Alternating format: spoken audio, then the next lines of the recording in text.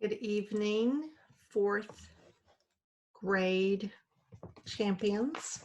We are continuing our book of Out of My Shell by Jenny Goebel, and we are beginning on page 53, chapter 6. If you remember, she is trying to persuade an individual who's responsible for the Beachcomber kind of hotel resort that's next door to change their lighting and dim the lights so that the loggerhead turtle will come in to nest because loggerhead turtles always return to their birthplace to nest. So it's having some difficulties, and that's where we left yesterday. Chapter 6, unlike land turtles, sea turtles cannot retract their heads or limbs into their shells.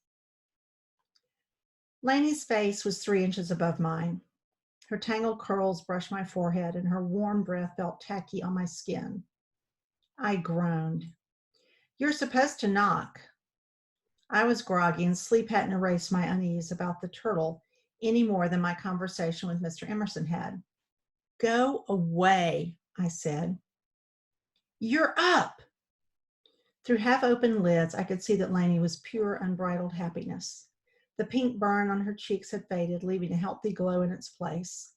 I pulled a pillow over my face, shielding myself from her radiance. "Grandma said we have to wait on you for donuts, so get up." Lainey tugged at the pillow, but I refused to let it go. Typically, I love donuts, especially ones from the donut experiment, where customers build their own, choosing from a list of icings and toppings. Dad and I always passed on the rainbow sprinkles and candy and went straight for the key lime flavored drizzle. But the thought of only checking one key lime donut on the made to order sheet turned my stomach. And even though I'd made a promise to myself, I wasn't up to pretending like everything was okay right then. When Lainey gave up yanking the pillow away, I lowered it myself. "Tell everyone I don't feel well and that I said to go without me." "But just tell them." Lainey pulled back. She lifted her hand, revealing the lettered olive, whispered softly into it, then quickly vaulted off my bed. "I'll bring you one," she shouted while clumping down the stairs. I would have drawn the pillow back over my head, but Lainey left the door open. I rose to close it, and on my way back, grabbed my phone from the nightstand. Text messages lined the screen. A photo of my best friend Mia's new puppy. Abigail complaining about her pesky younger brother and having to babysit him all summer. Emily telling me I was so lucky to be at the beach. The closest she'd come to any water activities would be surfing Netflix. I scrolled down, and there was a text from Dad. "Didn't hear from you yesterday. You must have been too busy having fun to text your boring old dad. What's on the agenda for today?" I felt a wave of guilt for forgetting to snap a better photo at the aquarium, and I didn't want to tell him that I'd passed on donuts because the thought of having one without him made me sick. "Nothing," I typed, then quickly deleted it. "Reading?" Nope, that wouldn't do either. I tried to think of what he'd want to hear. I quickly pecked out, visiting the Anna Maria City Pier, and hit send before I could change my mind. "Hey, I've been wondering about that pier. Send me a photo so I can see how the repairs are coming along." Crude. I'd forgotten that the pier had been damaged by Hurricane Irma. Of course Dad would be interested. Too interested. "Sure," I typed, and at the same time wondered how on earth I was going to get out of my lie. Or maybe I didn't have to. I could take the trolley to the pier, snap a photo, and be back before anyone missed me. The thought of riding the trolley alone made me nervous. Nobody had ever said it wasn't allowed, though, and I rode the bus to school on my own. That wasn't much different. But it was the type of thing I should probably get permission for. Except everything was changing. And I was practically 13. With everything going on, I'd nearly forgotten that my birthday was coming up. It was less than a week away. I was basically a teenager. I was old enough to start doing more things by myself. Maybe I could start taking the city bus when we returned home, too. Mom wouldn't have to give me so many rides, and maybe I could do some of the shopping. That would make things easier on her, wouldn't it? Then she wouldn't even consider moving to Florida. That settled it. Riding the trolley on my own to the pier was a good idea. I could prove to myself that it wasn't a big deal, and I could take photos to send to my friends back home, too. Not just Dad. Then everyone would think I was having a wonderful time instead of being sad and obsessing about a turtle. It took less than a minute to get dressed, and even less time to flit down the stairs. The house was still quiet, and as I made my way toward the front door, it was so quiet the growl from my stomach sounded like a roar. Obviously, I was hungry. Just not for donuts.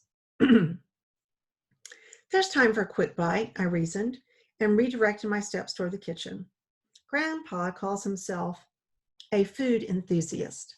He doesn't like the word foodie. He says it lacks sophistication and makes a person sound like a food addict rather than someone passionate about skill and proficiency in the kitchen. Grandma says the point of cooking is to provide nourishment for the family, and that Grandpa should get over himself already. Years of disagreement had resulted in two types of foods in their kitchen.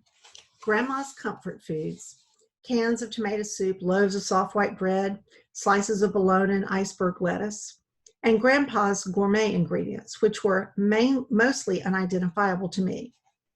Roots of some sort, brightly colored vegetables, raw fish, and terrible smelling cheeses. What I wouldn't have given for a Pop-Tart. I was rifling through the cupboard by the fridge when I heard a muffled sound coming from behind the pantry door. It struck me as a sound a wild animal might make. Mia's family owned a cabin in the Rocky Mountains. She was always telling stories about critters that found their way inside: squirrels, mice, pack rats, even marmots. I wasn't as familiar with Florida wildlife. I feared a snake or alligator might be hiding behind the door, but a harmless crab or lizard seemed much more likely. I swung it open, and there stood my mother. She had splotchy, red-spotted skin and tear-stained cheeks. We stood face to face, frozen for what seemed like an eternity. My mom was crying. My mom was hiding and crying in the pantry. It brought back memories of all the times I caught her crying before. Too many times. Too many times I hadn't known what to say. Just like I don't know now. I balled my hands and squeezed. "Mom," I squealed out, "are you okay?" When my parents got angry with each other, I never knew how to deal with it. I never knew what was normal.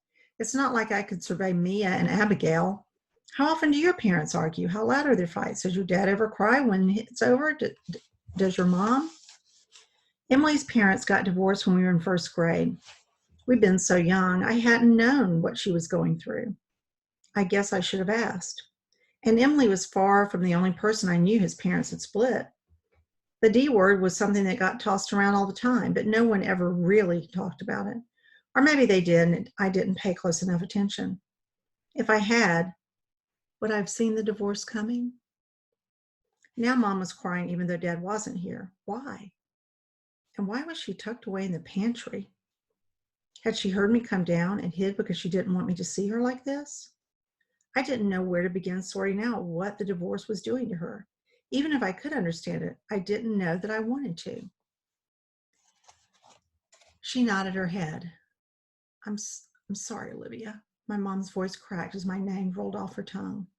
She was embarrassed me being there. It wasn't comforting to her. It was making things worse. Some primal instinct kicked in and I fled. My thoughts were all mixed up like one of Aiden's unsolved cubes. The ache in my chest spread and sunk into my stomach. My vision blurred as I burst out the door, crossed the driveway, and sped onto the front grounds of the Beachcomber. The only thing I could do was get away, put distance between me and all the things I couldn't control.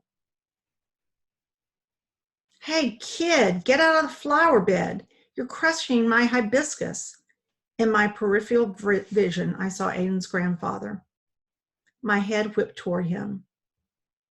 The skin of his forehead gathered in lines above his heavily hooded eyes.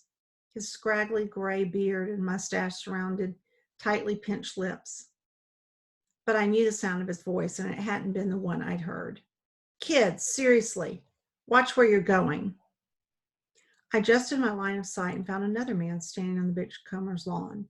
He was decades younger than Aiden's grandfather, had way more hair, at least on top of his head, and was far better dressed.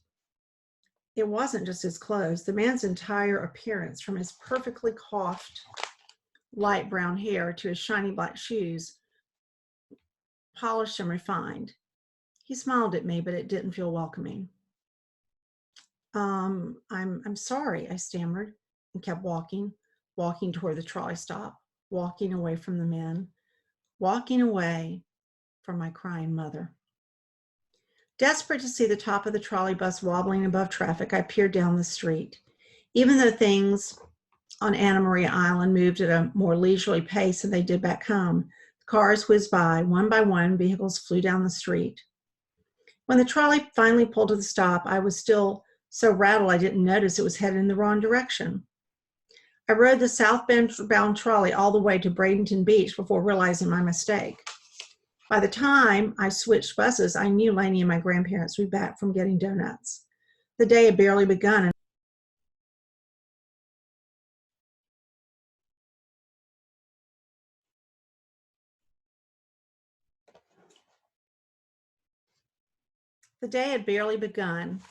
And already it was a nightmare. Once I arrived at the correct stop, I ran to the pier, whipped out my phone, pointed and clicked. Normally, I would have taken a moment to enjoy the view, the warm morning glow and the pink tinted clouds. Instead, I darted straight back to the street. Not that it did me any good. In all my hurry, I'd failed to consider how long it would take for another trolley to appear. While I waited, I opened the photo app on my phone again. A text from Mom popped up on the screen. Where are you? I ignored it and sent the snapshot of the pier to Dad and my friends. Mia texted back first. Wow, beautiful. Then Dad's reply came. Happy to see the pier is coming along, and even happier to know you're out sightseeing. A tiny part of the weight lifted from my shoulders. Stop there on page 61. I think there might have been a little glitch there while we were recording today. So hopefully you are staying with it, and we'll begin tomorrow on page 61. Thank you, fourth grade champions. See you later.